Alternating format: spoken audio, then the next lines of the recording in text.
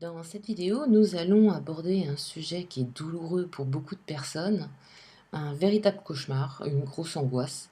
Mais ça tombe bien, c'est l'époque d'Halloween en fait. Ce sont les calculs de pourcentage.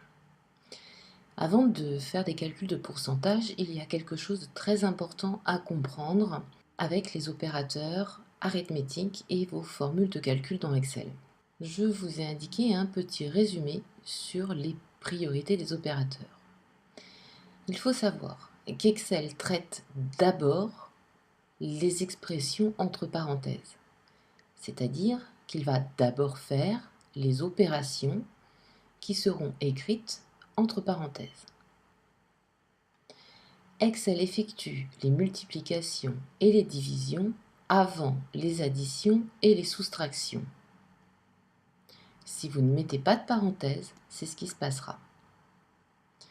Excel calcule des opérateurs consécutifs ayant la même priorité de gauche à droite, dans le sens de la lecture, comme nous.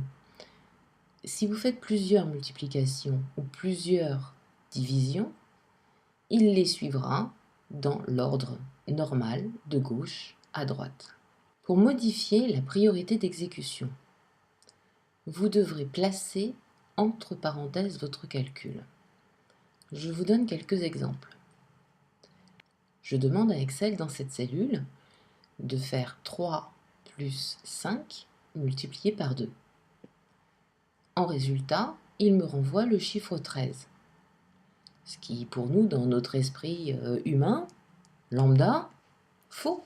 Pour nous, 3 plus 5, ça fait 8, multiplié par 2, ça fait 16.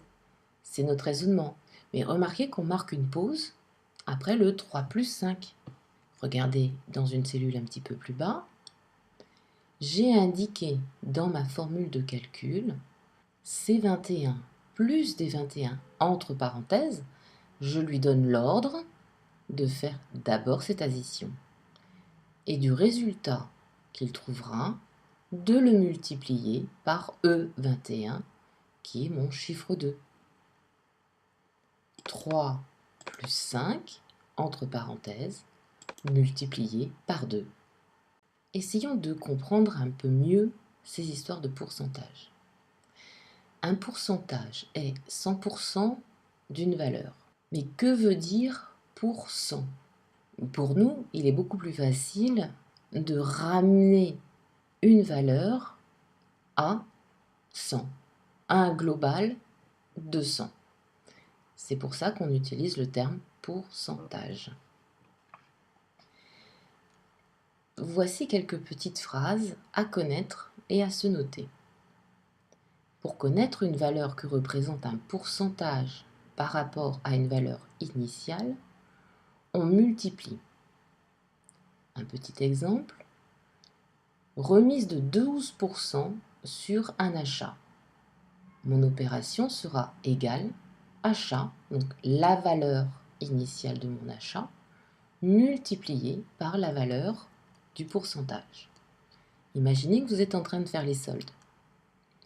On vous donne un prix de départ et on vous dit qu'il est soldé à 20%.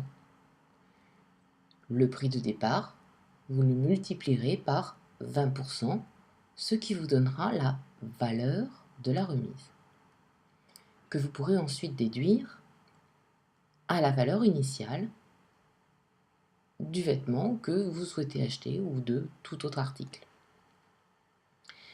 Pour calculer une évolution en pourcentage, je vous dis, on soustrait et l'on divise par la valeur qui représente le 100%, en tenant compte bien évidemment du sens de la question. Je vous donnerai un petit peu plus bas quelques exemples. Pour comparer, c'est-à-dire comparer deux valeurs entre elles, on divise les deux valeurs et la valeur qui représente le 100%, qui représente l'entier, sera toujours le diviseur. Puis, pour connaître une valeur initiale à partir d'une valeur remisée, c'est-à-dire qu'on connaît le prix que l'on a payé et on connaît la valeur du pourcentage. Seulement, on ne sait pas quelle était la valeur d'origine. Dans ce cas-là, on divise cette valeur remisée par celle du pourcentage qu'on aura auparavant passé en taux, et cette valeur de taux, on aura fait plus 1 pour l'inverser.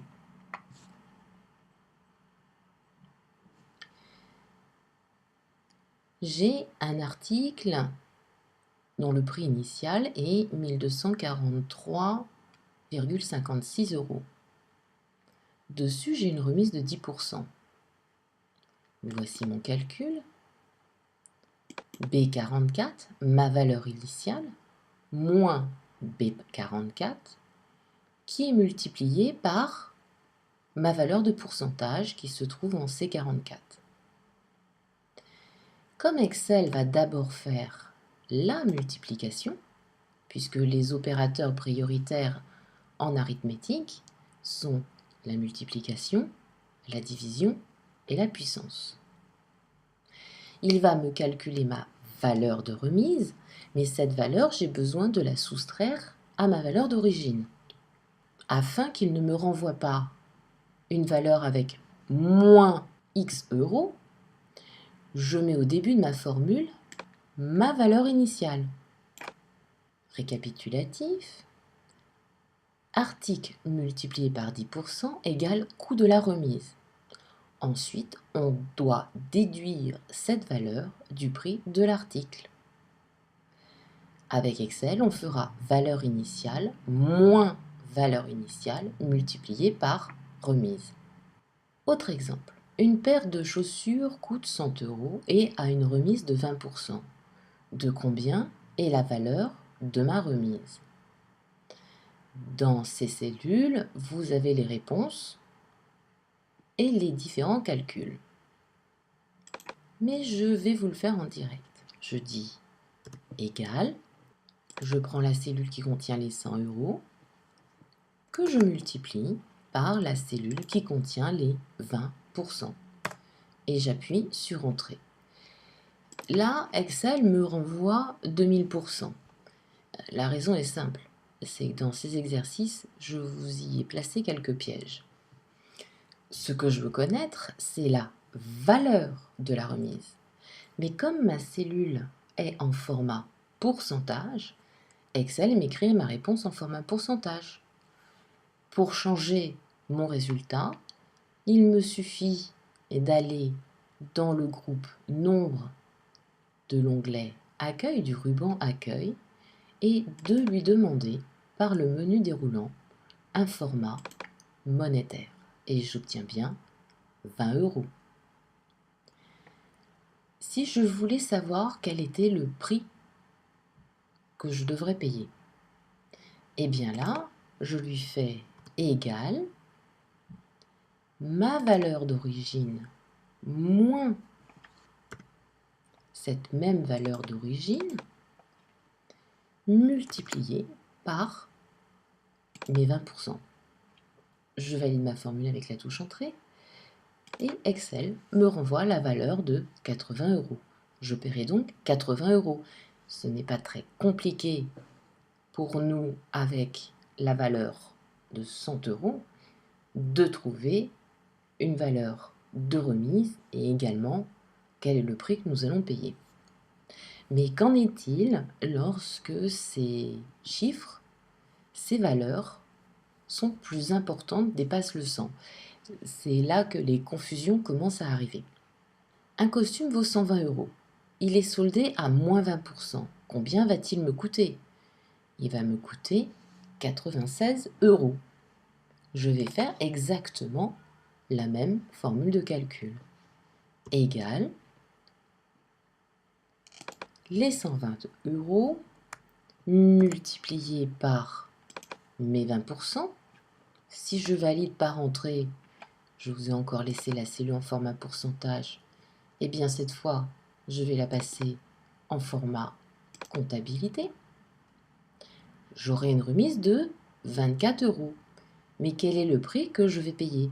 Il me suffit simplement, dans ma barre de formule, de cliquer entre le symbole égal et ma première adresse de cellule, de recliquer sur ma valeur d'origine pour l'ajouter à ma formule, et d'insérer le symbole de la soustraction. Je valide par entrée, je paierai 96 €. Compliquons un peu les choses. Une paire de chaussures vaut 100 €. On la paie 80 €. De combien en pourcentage est la remise? Pour savoir quelle est la valeur de la remise, en monétaire, il suffit de faire une soustraction entre les deux. Mais en pourcentage, qu'est-ce que cela représente? Eh bien, voici la formule de calcul. Égale ma valeur d'origine moins le prix que j'ai payé, qui sera divisé par ma valeur d'origine. Si je ne mets pas de parenthèse, que se passe-t-il? Eh bien, Excel va me renvoyer une valeur qui est erronée, qui est fausse, puisqu'il va d'abord faire une division en faisant 80 divisé par 100. Mais ce n'est pas ce que je veux. Il faut donc que je dise à Excel que je souhaite qu'il fasse en priorité la soustraction. Je le lui indique avec des parenthèses et je divise par ma valeur d'origine. J'appuie sur Entrée. Il me donne 0,20 €, donc 20 centimes. Mais ce que je souhaite comme réponse, c'est une valeur en pourcentage. Et bien là, il suffit de modifier le format de ma cellule, de la passer en format pourcentage, ce qui revient à faire une multiplication par 100 si je faisais le même calcul avec une machine à calculer. Autre cas, on achète un costume à 96 €. Son prix initial était 120 €. Quel est le pourcentage de la remise? Dans ce cas-là, je vais également faire le même type d'opération, égale ma valeur d'origine moins la valeur que j'ai payée divisé par ma valeur d'origine. Je n'oublie pas de placer mes parenthèses et je valide par la touche Entrée. Je change également mon format de cellule. Je le passe en format pourcentage. Mais si je l'avais laissé en format monétaire, il me suffirait, au bout de ma formule, de lui demander de multiplier par le chiffre 100. C'est ce que vous feriez avec une machine à calculer. Mais je vous le dis et le répète, le format de cellule pourcentage dans Excel fait à votre place ce multiplié par 100 dont vous n'avez absolument pas besoin. Je reprends ma cellule, je la place en format pourcentage. À présent, observons une autre situation. Je vous ai dit que le 100 dépend du sens de la question. Dans ce petit tableau, je pars du principe que ma valeur finale représente mon 100, représente mon entier. La question est la suivante. Que représente en pourcentage la baisse de revenus? Eh bien, dans ce cas, je vais faire ma valeur finale moins ma valeur initiale divisé par ma valeur finale. C'est-à-dire mon revenu de maintenant moins mon ancien revenu divisé par mon revenu de maintenant. Inversons les valeurs. Je souhaite toujours savoir quelle est l'évolution de mes revenus.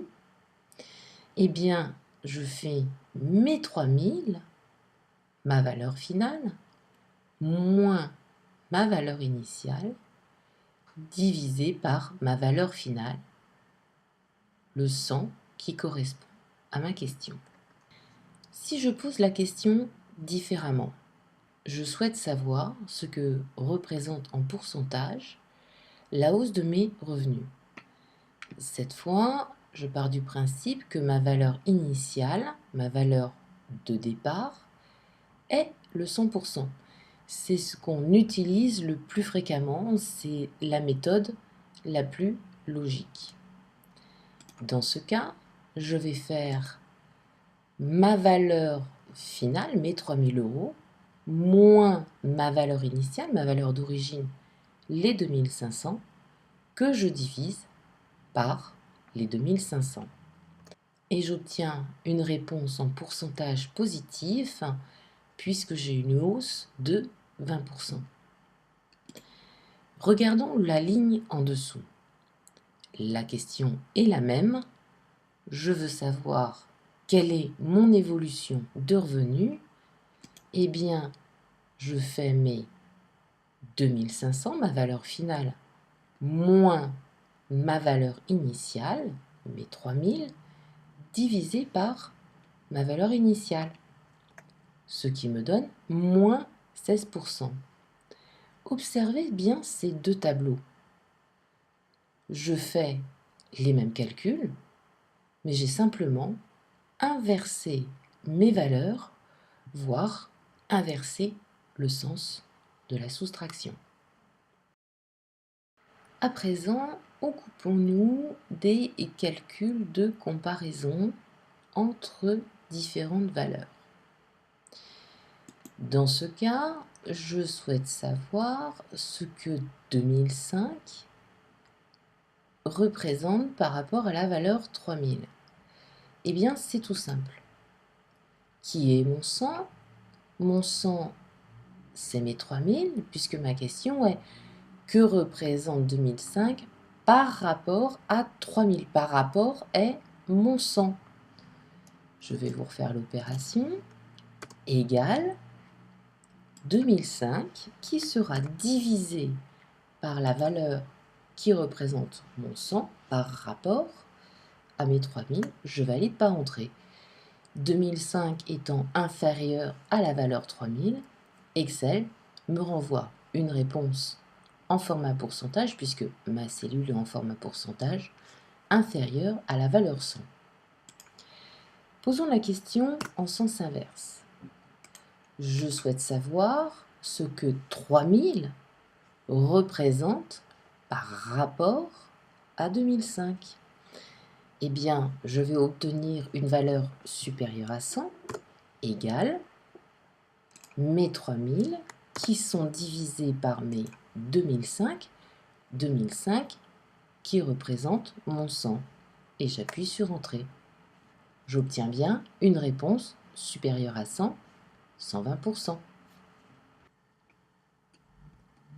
Mais comment passe-t-on une valeur en pourcentage en taux? Il n'y a rien de plus simple dans Excel. Ici, j'ai la valeur de 7%. Ma cellule est en format pourcentage. Si je change son format et que je la mets en format standard, eh bien, j'ai la valeur en taux. Le taux, c'est 0,07. Le pourcentage, j'ai mon chiffre 7 avec le symbole pourcent. Compliquons un peu les choses avec les histoires de TTC, de hors-taxe et de TVA. J'ai une valeur de TVA qui est à 7%. J'ai besoin de retrouver la valeur hors taxe à partir de mon produit TTC qui est à 200. Je vais changer mon format de cellule de TVA. Je le passe en standard. Je lui dis égal plus 1. J'appuie sur Entrée. J'ai inversé mon taux de TVA. Pour connaître mon hors-taxe, il me suffit de faire égal mon TTC qui va être divisé par mon taux de TVA inversé. Et là, j'obtiens la valeur du hors-taxe de mon produit. Pour connaître la valeur de ma TVA, il me suffit de faire une simple soustraction entre ma valeur TTC et la valeur du hors-taxe. Je vous dis à très vite pour la vidéo suivante qui va vous permettre de mettre en pratique ces formules de calcul. À tout de suite!